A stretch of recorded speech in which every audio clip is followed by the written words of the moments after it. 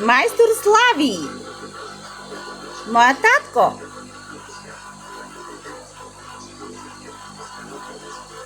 И той така ли? Made in Бразил, виж. Как ти казах, че се произнася? Made in. Щом пише Made in Бразил, значи е Бразил.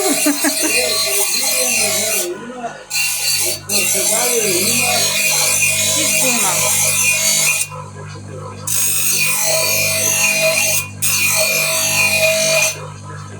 Татко, я обясни процеса на заточване.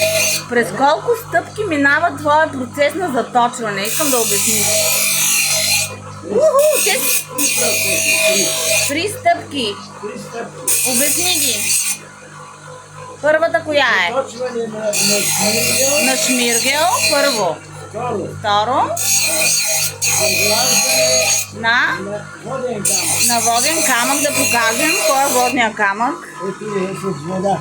Къде покажи го камъка. Да, ето го водния камък, ръчно, да, с вода, така. И третата стъпка, Това на кече с шлайф паста. тече с Шлайф паста. нещо като шкурка. Ето. А, не, Фин, по-финно, финно. най-финното Финно. вече. Финно. Значи това е най-финната, последната штриха. Прието е той да се казва четка. Четка, аха. Значи, точен на швиргел, заглаждане на камък. С една плюнчета, така. Да, камък и след Така. това на кечето силното Да. замахане на края. Супер! Това е майстор Слави. Той ще ви заточи ножовете в 3 последователни стъпки. Аз точа така, и да си так променим да изработа. Аз не мога да смогна. Като не сложа шкурка на места. Дай Боже да се намери човек, който да унаследи този прекрасен занаят с такова качество високо. Защото, погледнете какви ножове, тук с какви грозни дръжки. Обаче реално това са професионални ножове на готвачи, нали така? Те не са грозни, те са ергономични, да не са хлъзга, касапски. Ето като... Касапски ножове ли са това? Да, те са касапски. Да, такива са. Един нож не е по-малко, може би да е на 20 лева.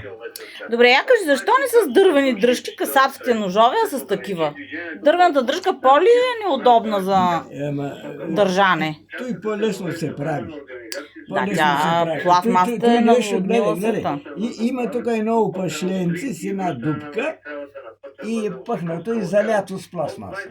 По-лесно се прави, Да, разбрах. иначе аз правя дървена дръжка. Къде е ножа там дървена дръжка? И знам, че правиш. Да, ето да покажем ама какъв... аз вземам 4 лева за една дръжка, която я правя 2 часа. Я кажи за тези триончета, нещо, че такива не се срещат изобщо. Кажи за тези триончета. Те са триони за клони. За клони. Да, триони за клони. Да.